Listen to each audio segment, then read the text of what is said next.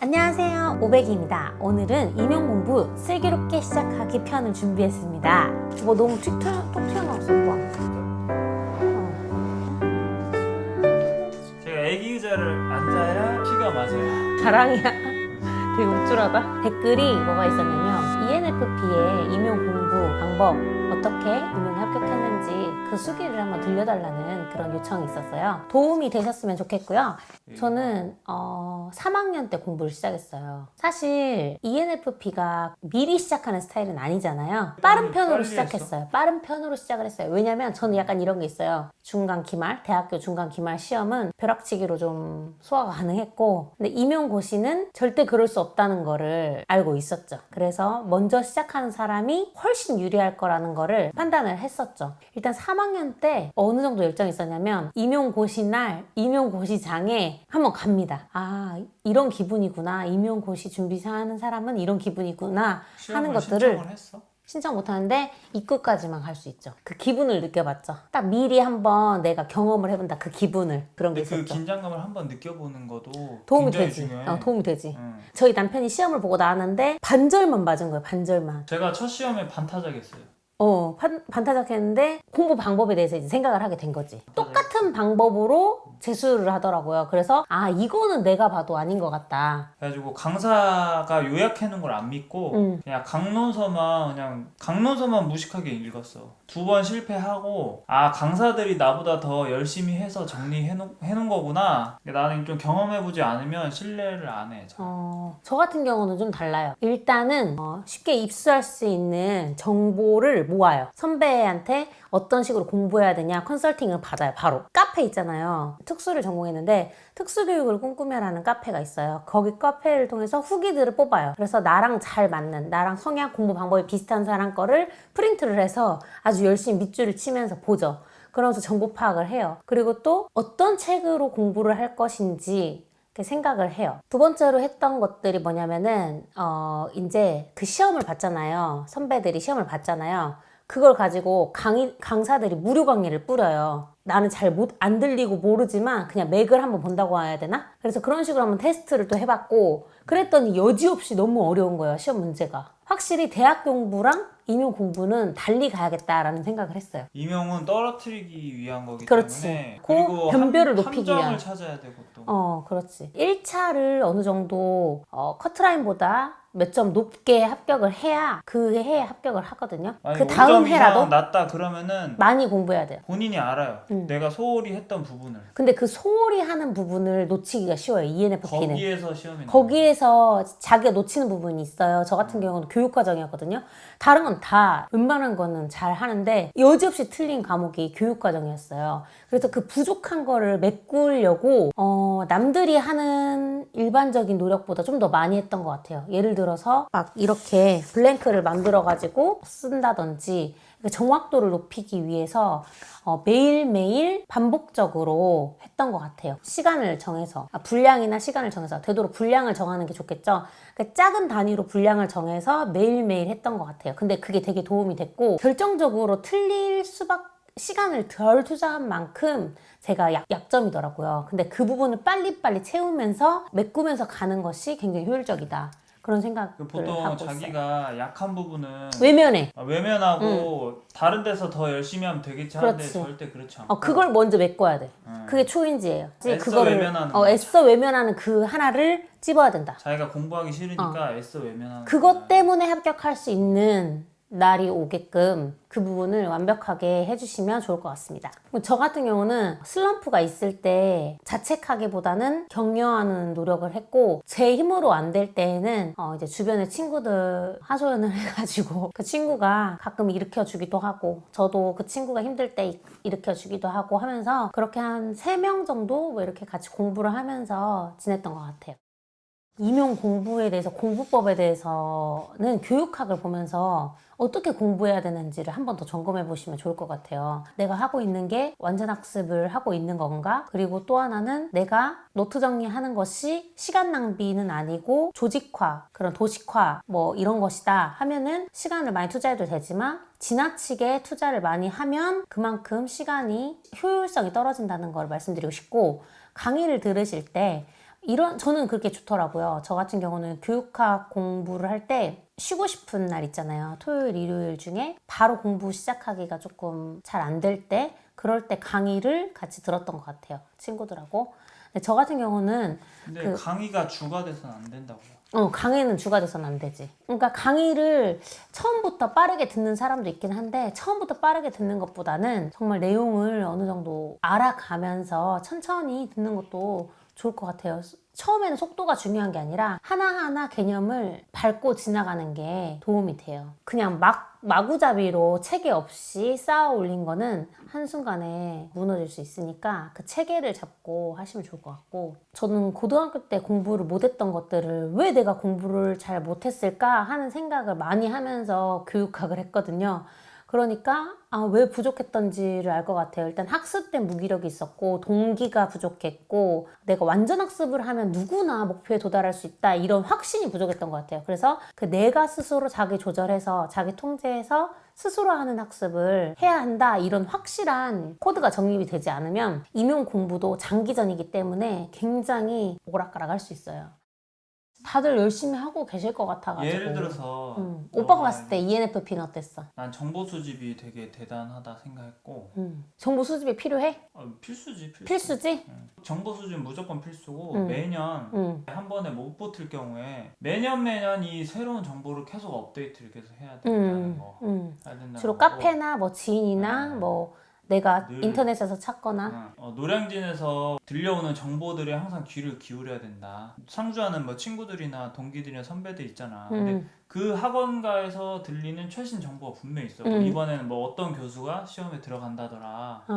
뭐 이런 것도 있고. 땐 책. 트렌드, 책이나. 요즘 교육학에서 뭐 트렌드가 있는 이론이 뭐 이런 거라더라. 그런 건 진짜 중요하지. 뭐 이런 거 되게 중요하고. 그다음에 뭐 TO 같은 것도 뭐 먼저 들려오는 경우도 있어. 맞아. 그런 소문들 들으면은 이번에 뭐 어느 지역은 TO가 좀 올라갈 것 같다더라 하면 이거에 또 힘을 얻어서 공부가 또 될 수도 있고 이런 거잖아. 그래서 뭐 지방대 기숙사에서 뭐 틀어 박혀가지고 난 이 책만 난 다 외우면 합격할 수 있어, 이런 바보 같은 생각 하지 마시고 늘 이제 서울 쪽을 바라보면서 저기에서 최신 어떤 업데이트. 정보가 나오나. ENFP는 약간 주워오는 걸 잘해. 왜냐면 마당발이기 때문에. 아는 사람이 많아. 베풀어준 만큼 다 돌아오는 게 있어.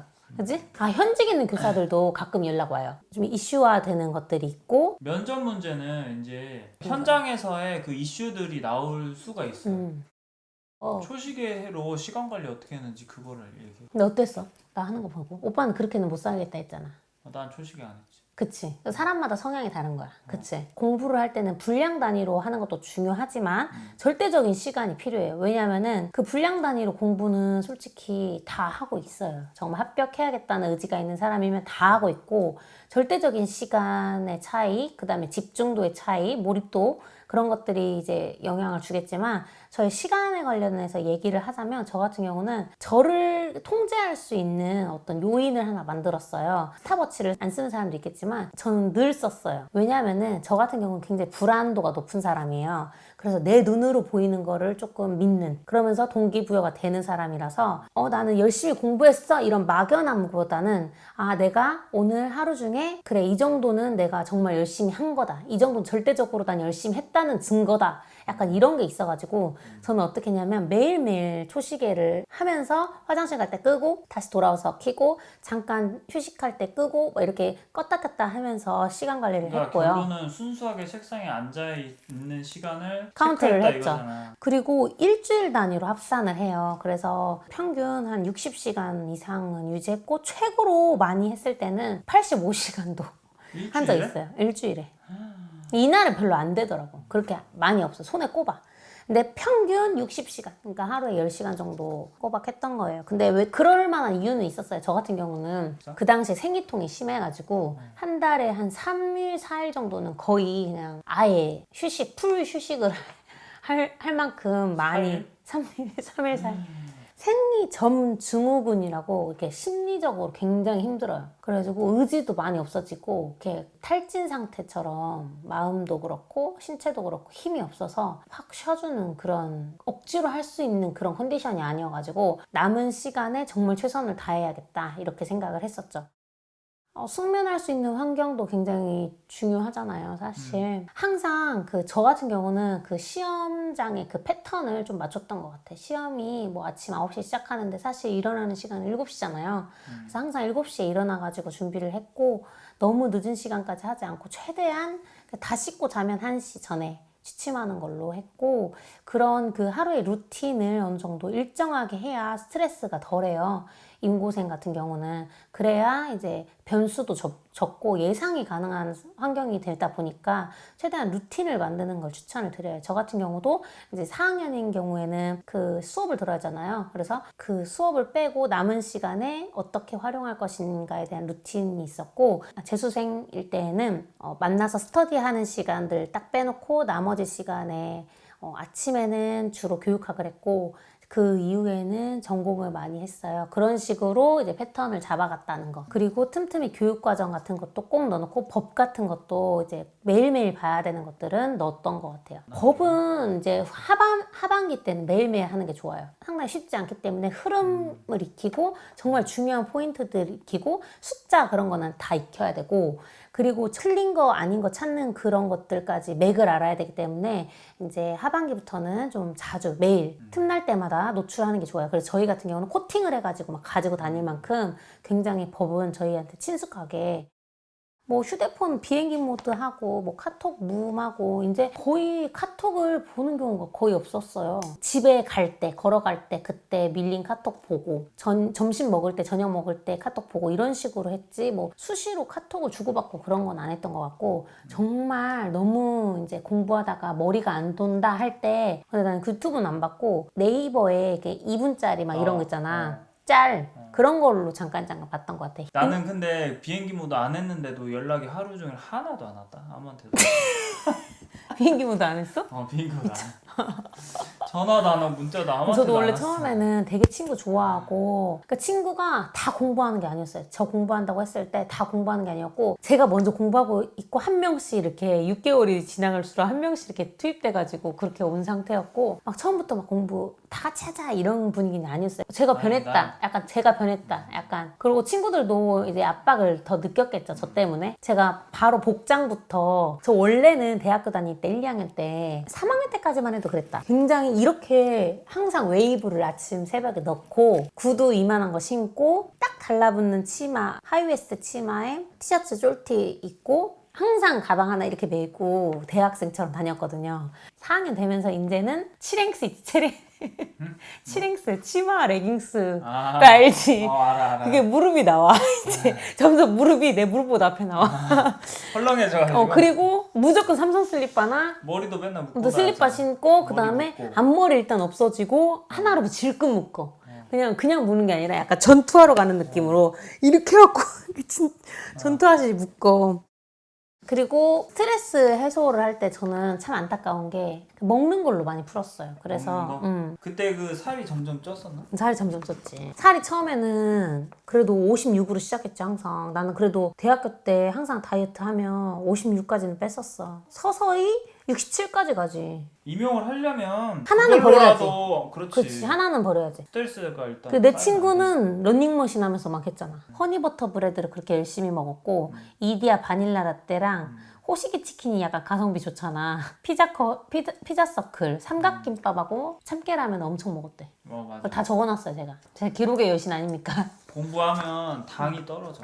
당이 떨어지고, 그 대신에 커피 대신에 크라스탄 오르죠. 오르조를 많이 먹었지. 왜냐면 그렇죠. 그 당시에 커피를 몇천 원씩 주고 사 먹을 돈이 없었어. 그렇지. 근데 커피 맛은 느끼고 싶으니까 오르조를 시원하게 해서 먹었지. 가끔 이제 이디야 바닐라 라떼를 먹었지. 그리고 이제 영양을 굉장히 잘 챙겨야 돼서 하숙집에서 점심 저녁 17만 원에 매식을 먹습니다. 조미료가 적은 균형 잡힌 식단을 먹을 수 있었고, 이제 바깥 공기를 마시니까 되게 좋더라고요, 밥 먹으러 갈 때. 그것 빼고는 밖을 나간 적이 없어요. 아침에 도서관 들어와서 점심 먹을 때 잠깐 나가고, 점심시간도 우리 1시간 안 넘게. 안 넘게 알람을 맞췄어요. 그래, 알람 울리기 전에 딱 양치하고 앉아서 공부 바로 할 준비까지 돼 있어야 이제 되는 거예요. 이제 그 루틴을 이제 남편이랑 같이 했고, 또 2명이 더 있었어요. 그렇게 같이 공부하는 사람이. 근데 제가 제일 약간 그 리더 느낌이 나. 닥달을 시간 통제해주고. 그만 얘기하고 자 이제 들어가야 그만 된다. 갑시다. 뭐 이렇게 정리하는 멘트 이런 거지. 자 이제 밥도 늦게 먹으면 이제 너한테 혼났어. 뭐라고? 언니 얼른 먹어. 이렇게 그렇게 잘 챙겨줬어요. 아무튼 저 같은 경우는 우리가 기숙사 생활을 했잖아요. 거기가 굉장히 좋아요. 1층이 식당이고 2층이 남자 기숙사, 3층이 여자 기숙사, 4층이 도서관 이렇게 딱 돼 있고 스터디룸이 4층에 있어요. 스터디룸이 4개 정도 있는 빔 프로젝트가 있는 스터디실이 있었어요. 그래서 공부하기가 정말 최적이었어. 근데 내가 생각해보니까 공부할 때는 최적의 환경에서 공부를 하는 게 좋긴 좋아요. 그러니까 자극제가 많아, 집에서 자극제. 도서관 왔다 갔다 하는 시간 다 줄일 수 있지. 없앨 수 있어. 없앨 수 있지. 정말 효율적으로 할 수 있었고, 그리고 주변에 이제 저희가 의무로 공부해야 되는 시간들이 있어요. 사람들이 다 커튼 속에서 다 공부를 해요. 그러니까 그게 암묵적으로 약간 분위기 형성도 되고 자극이 돼요. 그래서 다 같이 목표를 향해 막 달려가는 그런 느낌을 줬기 때문에 굉장히 그런 환경들이 있으면 누리면 좋을 것 같긴 해요. 그쵸? 임용고시 같은 경우는 사실 노량진도 사실 다 개인적으로 살고 흩어져서 하기 때문에 이런 시너지를 내기 어려운데 대학교 이게 노량진 고시원 안에 혼자 딱 앉아 있으면 너무 잡생각 많이 들 것 같아. 공부 안 돼. 일단 너무 좁고 답답하고 밖에 나가서 바람 쐬고 싶고 이러는데 확실히 넓은 도서관에서 다 공부하고 있으면 나도 왠지 해야 될 것 같고 이런 게 있어. 또 나 같은 경우는 성격 자체가 분위기 영향을 매우 많이 타요. 내가 만약에 분위기를 만약에 공부하는 분위기 속에 있으면 내가 그 안에서의 리더가 되거든요. 그래서 뭔가 책임감을 가지고 사람들을 이렇게 독려하면서 이끌어가고 지지해주고 막 그런 거에도 이제 희망을 느끼는데 노는 분위기에 가면 또 노는 사람의 리더가 돼요. 어디든 리더가 된다는 게 문제야. 근데 요즘에 이제 사범대 있는 대학교에 아마 이런 시스템이 있는 데도 있을 거야. 그렇지. 그런 거를 좀 활용하면. 그런 데로 활용하면 좋지. 그리고 제가 또 임용고시생들 중에서도 그 대인관계 때문에 힘들어 하시는 분들 굉장히 많아요. 스터디 하다가도 틀어지지만 약간 예민해 있어 서로. 인정하기 싫겠지만 엄청 예민했고 약 경쟁 경기잖아. 나만 예민한 게 아니라 너도 예민해. 이거를 서로 이게 인정을 해야 같이 돼. 공부해서 동료이면서도 그렇지. 시험이 점점 가까워지면 이제 서로 경쟁자인 거야. 그리고 약간 대인관계에서 저는 가장 제 좌우명으로 삼았던 게 나나 잘하자. 약간 이런 마음을 가졌어요. 항상.